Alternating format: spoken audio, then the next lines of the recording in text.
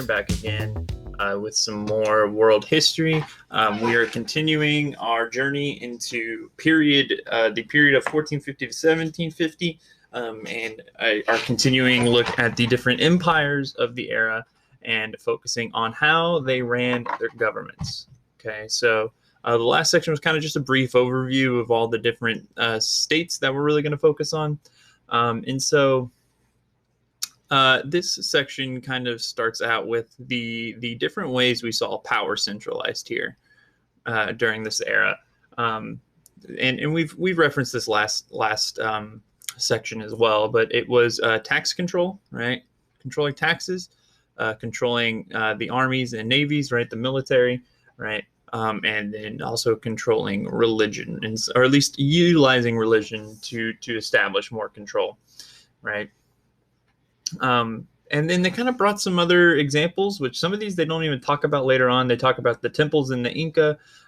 They do talk about the samurai in Japan and the Devshirme and the Ottomans. So we will talk about the Ottomans in Japan, but we will not be talking about the Inca here. Okay. Another thing that we also see tended to develop with the growing centralization, right, is a growth of the bureaucratic elite, which were needed to help run a much larger military or much larger government. Okay, so let's make our way to let's first start talking about like how they controlled it or how they justified control, right? Starting with England. Okay, and so in England, what we saw was a concept that's been in other countries as well. They're not the only one. But they really embraced the divine right of kings concept. And again, they are not the only one. We will talk about some others that do this, right? But this is the purely European concept. But we do tend to see it align pretty well with our concept of the mandate of heaven in China, right? The idea that, the gods had given, the heavens had given this emperor and their family the right to rule, right?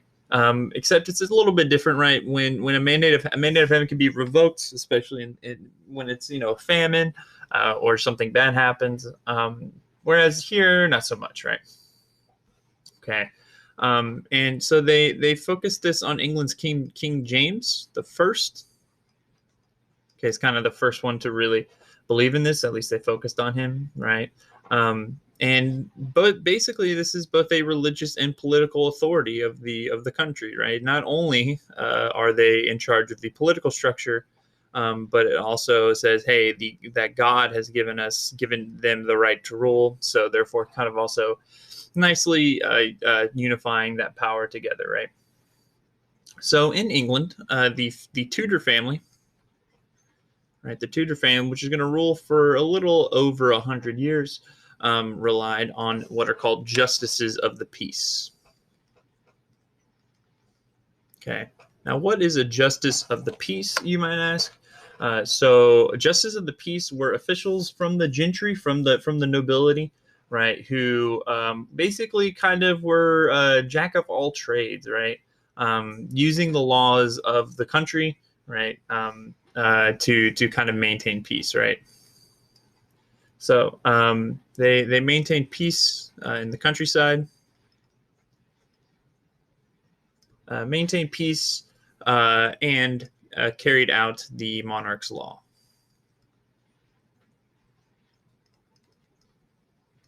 Okay, so they continued to actually gain power throughout the rule, and would become quite powerful during this time period, especially as we see the decrease in the power of the feudal nobles, right, with the justices of peace really usurping a lot of their powers that they had, right, especially because a lot of seats in the House of Commons, right, were also gained by justices of the peace. Okay, so these two things are connected, right? The increase in the justices of peace leads to a decrease in the feudal noble power, right? And so the two things that gave the monarch kind of a lot of authority, right, legitimacy to the monarch, is that justice of the peace, right? Is that justice of the peace, and then also the growing parliament, right? Parliament basically gave the king approval to kind of do the stuff he was doing, right? It gave him public approval in a sense, right? But at the same time, we also see the parliament will check the monarch's powers, especially as time goes on. We'll see that power grow. And especially after one particular document is created after a pretty turbulent time in British history, especially after the English Bill of Rights, which was created after the Civil War in England, which assured individual civil liberties, very much like the American Bill of Rights. There's now a legal process before somebody can be arrested and detained and protected against tyranny of the monarchy, right? Especially because Parliament now had to agree to all taxes and when they raised an army, right? So that's England. Let's go ahead and put a little line under that. France. So England had what we call a constitutional monarchy. Okay, so they had a king and queen that were very powerful, but they also had a parliament and a written constitution that kind of curbed some of those powers. France had what is called an absolute monarch, where it's exactly as it sounds. The king, nobody could challenge the king on anything, right? Yeah, we'll say the king is the sole power in this society. Right, especially in the 17th and 18th centuries, starting with Henry IV. Right, so Henry IV, he had his advisor Jean Baudin, who advocated for divine right, which really starts to solidify the power of the French king. Again, as I said earlier, the English are not the only ones to do divine right. They just want to introduce the concept with them, right? And then a very famous advisor, probably more famous than even his own king, Cardinal Richelieu, which means he is also a member of the church. He was an advisor to Louis XIII, Louis XIII. Right, and what he did is he created more centralization, more power for the king. Okay, and created the system of intendants. So what are intendants, right? They were a bureaucratic elite who were sent to the rural areas to basically enact the will of the king, right? Who enacted royal law in the different regions, right? So very similar to the justices of the peace that we see in England, right? Are the intendants, and another name for the intendants, and a term we need to understand is tax farmers. Right, so tax farmers is kind of almost a colloquial term for people who oversaw the collection of taxes, right? Basically harvesting taxes from the societies they were controlling. Right. Sometimes, of course, you would see that turn out to be quite negative over time, as maybe they were able to get more money than they should have from this. Right. The most famous of the French rulers, though, has to be of this time has to be Louis XIV, who is also known as the Sun King. He rules for a very, very long time. He rules for 70 years. He was a dictator before dictators existed. He wanted to do two things, right? He wanted to hold absolute power, right, over the nobles, right, and expand France, which he will successfully do so, right? And so he even said, they talked about the famous saying of his, the state is me, l'état c'est moi. And so he also, the way he kept power is that he kept the nobles close to him at the palace he built, which allowed for him to kind of make sure that the nobles were not plotting against him or trying to plot insurrections against him as well, right? And so this kind of power structure of absolute monarchy will severely weaken the state in France until it's going to kind of explode in the French Revolution, right?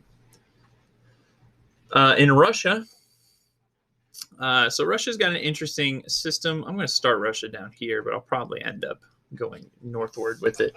Russia has an interesting system, very similar to kind of past European systems, right? So we have the boyars at the top. The boyars are the landowning nobles, right? They just have a different name in Russia. All right, the landowning nobles are at the top, and then we have the merchants below them, and then we have the serfs. Right, so in Russia we still have serfs. We don't necessarily have that in France and England anymore. Again, that feudal system's kind of gone away in Western Europe. Serfs get a plot of land in exchange for protection from a noble, but they're bound to the land. They can't do a whole lot. We've talked about serfs before, so I'm not gonna talk too much about that, right? And so we saw that the main conflict in Russia is going to be the boyars versus the czars, right? Starting with Ivan IV, right? Especially the Novgorod boyars. So Novgorod was a very rich and wealthy town, as a merchant city, right? A trade city, especially part of the Hanseatic League, right? And so when Ivan defeats Novgorod and brings it into the territory of Russia, he confiscates the land of the boyars and forces them to move to Moscow. So very similar to Louis XVI in that case, right? So he confiscates their land. So he confiscates land, and he forces them to move to Moscow, again, to be closer to him, so they can't scheme. The other thing that he does is that he creates a paramilitary force called the Oprichnina. The kind of secret police of Russia that'll, of course, be the kind of the backbone of the later secret police forces that become very well known, such as the KGB. The Oprichnina was mostly from the lower bureaucrats and the merchant class, which means that they had quite a lot of loyalty to the Tsar, to Ivan, right?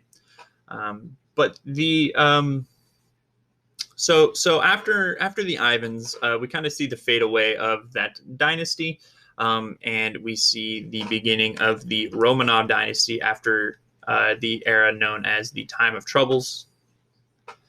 Where there is a lot of conflict in Russia between the boyars to see which family would gain power, right? And so they take control in the 17th century, and we kind of see the three main groups of power in Russia kind of come to the forefront here. First off, we have the church, who is naturally going to be very conservative, right? The Eastern Orthodox Church, right? We have the boyars, right, which the continuing the noble family, and then, or excuse me, the noble families who are continuing to want to gain power at the expense of the Tsar, and then the royal family who wants to gain control, more power for themselves within this framework, right? Within, even though they're not necessarily the Tsar, right? They want to see themselves gain more power. And the most famous of the early Romanovs has to be Peter the Great, also known as Peter the First. He rules from late 17th to early 18th century, right? He has to defeat his sister Sophia in an open battle, or at least her forces. And so then he kind of puts her in a convent to make sure that she will not be able to, try to take power from him. And her kind of loyal army called the Streltsy, which is almost like this elite military corps within the military, right? So that was a big thing. And one of the things that Peter did to gain more power is really focus on the church, right? He was known as the defender of orthodoxy, right? So he protected the church from control by the boyars, right? And control from outside, right? But over time, he would actually lose a lot of influence with the church, especially as he started to kind of create this provincial government, which led to a large decrease in power for the church over the different territories, right? Eventually creating 50 divisions of the Russian state, right, to more uniformly and more easily govern it, right? And then with those administrators, they actually got a salary, right? They had salaried officials as opposed to previously when officials just lived off the land, which basically meant stealing money from the people. Okay. He also creates a senate to help advise Peter and to rule when he is gone. Okay, they don't have too much power. It's not the senate that we know, but it is a senate. Okay. The Ottoman Empire. So a key way for the Ottoman Empire to hold power over their people is a system known as the Devshirme system. Okay, so the Devshirme system is the system of slavery for for Christian boys. Okay, so slavery was legal in the Ottoman Empire, but you could not enslave what were called people of the book, which typically also included Christians, but in this particular society, it was just Muslims and Jews, right? And so the Ottomans typically required slaves from the conquered areas, but if they converted to Islam or they were Jews, then they weren't going to give up slaves. So instead, what they did is they took their European places or their areas with Christians, which mostly was their kind of Balkan area territories, and forced them to give up their young men between 8 and 20 forcibly and make them part of this Devshirme system. Okay. And so they became very well educated. Right. They became very well educated. And there was a lot of different things that the Devshirme system could create, right? It could be administrators, they could be tax collectors, diplomats, but the most important one is the Janissaries. Okay, the Janissaries are the kind of elite military group, right, of the Ottoman Empire. And they are incredibly important for the history of the Ottoman Empire as we go forward. But they were very loyal, right? They were incredibly loyal to the Sultan, right? Because what we're actually seeing for a lot of these young boys is that they are actually gaining a lot of prestige and influence and power through this system, even though they continue to be slaves of the state, right? Okay, and this creates a sense of upward mobility for the Christian people within the Ottoman Empire, within a Muslim society. Okay, so let's make our way over to East Asia. Okay, we'll make our way into Asia in general, I suppose. Let's very briefly go over China. All right, so in China, we have the return of the civil service exam. So the Mongols had gotten rid of the bureaucratic system, right, in the civil service exam system, and so the Ming return it to its rightful place within China, right, and so they improved the education system, all that kind of stuff, right, and then they talked about how under Qianlong in the Qing dynasty, right, we see the corruption of the bureaucracy as they're basically just blackmailing, extorting the peasants for high taxes to pay themselves, right? Which leads to, of course, the White Lotus Rebellion. Okay, Japan. So Japan is going through a lot right now, and so we have a system where to start this era, we have shoguns. Shoguns rule in emperor's name, right? The emperor is essentially a figurehead at this point, right? The big issue is between the noble landlords known as the daimyo,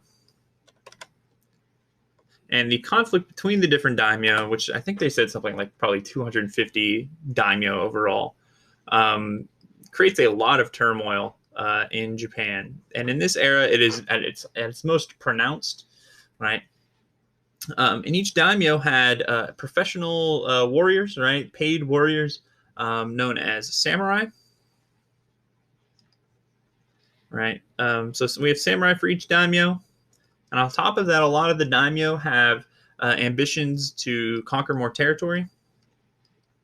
And if you don't have those ambitions to expand, then your neighbor does. Right. And then the desire to have power for total independence. Right. So they don't want to be part of a larger state. Right. They want to control themselves as they see fit. right? And so they talk about the samurai a little bit more. They talk about the samurai having lots of economic power because they are paid very well with rice and gold. Okay. And then on top of all this, right, we start to see the importation of gunpowder weapons into China, into Japan, as all this is kind of popping off, right? As all these conflicts and tension between the different daimyo um, in Japan, and so becomes a period known as the Sengoku period, which they did not talk about in the particular book. But the Sengoku period is the Civil War period in Japan that leads us into the creation of the Great Peace era. They actually talk about three different rulers, three different daimyo that gained power here. One of them is Oda Nobunaga, which I'm not really going to talk too much about actually at all. Nobunaga does help unify most of Japan, but then he gets assassinated. And then you have his successor, Toyotomi Hideyoshi, who shifts power to Edo, which is today Tokyo. And then finally, the guy to finish this all and bring peace after the Sengoku period is Tokugawa Ieyasu. Okay. So he creates a capital at Edo. Okay. He helps create an era called the period of Great Peace, where you see peace in Japan until the 19th century. Okay. And so the Tokugawa shogunate is created. Right. Of course. So he is a shogun. And the emperor still exists, but is still a figurehead. And so we see the return of the shogun, but with a new, complete, more centralized structure because, again, previously the daimyo were in charge, but now that we've ended the Sengoku period, right, this civil war between the daimyo, right, and we've kind of ended with a unified Japan, kind of for the first time, right? And so this is basically a feudal system that he has to centralize control over, which, as we've seen in Europe, takes a long time to do. But he's going to or the Tokugawa in general is going to try to quickly divide this up, right? So they divide Japan into administrative regions known as the Hans, right? And then each daimyo controls these territories and are fairly independent,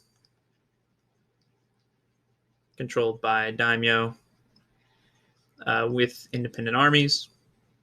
Okay, so the daimyo still have some independence here, right? They can kind of rule these territories for the most part as they see fit. However, we had this other process called alternate attendance. Alternate attendance was the system where the daimyo had to live in the capital in Edo every other year, and when they weren't in Edo, their family had to be.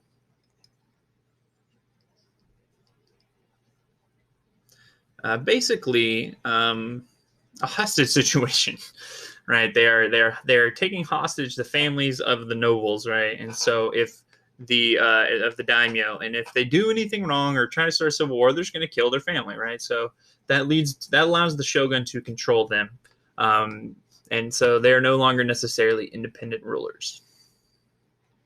Okay. All right, let's make our way to South Asia, to the Mughals. And the way that the Mughals consolidated power, especially Akbar. Akbar, again, a very famous ruler, very important to know. He extends his empire southward and westward from his capital at Delhi. Right. And he creates a very efficient government and a very fair system. You see an appeal to Akbar in any final judgment. Right, so he's almost like the Supreme Court in that way. Right. And so we start to see a very strong centralized government under Akbar. And a lot of that is due to the zamindars. So what are the zamindars? So the zamindars were in charge of specific duties like taxes, tax collection, construction, and water supply in the local regions, right, to kind of help the farmers along, right? Um, right. So these were very powerful local officials, right? And so under Akbar, and so they're paid, they're salaried, but over time they get land and then a portion of the taxes, right? But of course, as we see in a lot of places, they start to become more corrupt after Akbar, as they begin to keep more of the taxes, meaning less money for the central governments, and so eventually they will use that power to build their own personal armies against the Mughal rulers, especially Aurangzeb. Okay. All right. So that's kind of a general look at some of the different ways. I actually do really quick want to throw in here, because I feel like he's kind of out of place, Askia in the Songhai dynasty, Songhai Empire in Africa. Okay. He utilizes Islam, right, to rule, right? He makes it, more Muslim than before, than the Mali even before him. He makes it the official religion, and then he also has a bureaucracy, and that's kind of all they talk about with Askia. So we're not going to focus too much on him. Okay, but now we're going to get into the use of art. The use of arts as a way to control, to enact more control over your society. Okay, in architecture, right? Okay, so if we go back to Peter the Great, right, he created a new capital in St. Petersburg. Okay, he conquered it from the Swedes, and he moves the capital from Moscow to St. Petersburg. Right. And so mostly to make sure that the boyars there didn't rebel. But also we see a lot of architecture here, and a lot of design. So we see a rectangular grid for the street system, which is a Western European style. Right. On top of that, we also see the draining of marshes and building streets and government structures by peasants and Swedish prisoners of war. We see the building of the famous Winter Palace, which is very much in a Western European style rather than a Eastern European Byzantine style. And so it was designed to show his admiration for Western European political structures. Okay. We of course have the Taj Mahal, created by the Mughals, created by Shah Jahan.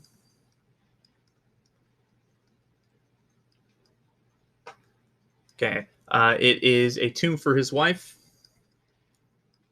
Mumtaz Mahal. Okay, and so we see a blend of Muslim and Hindu styles, right, in this architecture, right. But of course, actually, what we're going to see is that's really going to bankrupt the Mughals even more so than usual or before. And then in the Ottomans, right, especially in Istanbul, right, we have a lot of things. So one of the key places of culture are coffee houses. Even though coffee is banned in the empire, coffee houses would be the kind of cultural gathering place for a lot of people, right? Within the confines of Istanbul, we have the creation of the Topkapi Palace, right, which was created by Mehmed II. And then we also have Suleiman with the creation of the Süleymaniye Mosque. Okay. Again, just examples of real strong centralization. And if you don't understand how that works, right, the idea of building this massive architecture, right, this monumental structures, right, it means that you have a lot of power over the labor in your state, right? You have a lot of control over the people within your state, and that's what this is really proving. And then they kind of just talked about the cultural contributions of the Ottomans, which I'm not going to work too much on or worry too much about. Okay. We already talked a little bit about Versailles in France, which helped legitimize Louis XIV because he was able to keep the nobles there, right?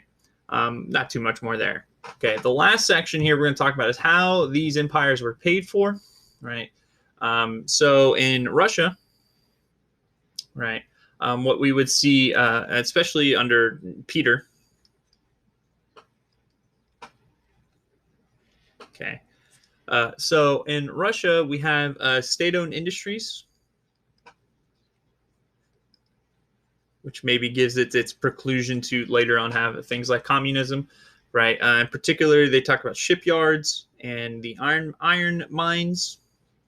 The shipyards of St. Petersburg, the iron mines of the Ural Mountains, right? He also encouraged some private industries and brought in Western European naval engineers, right?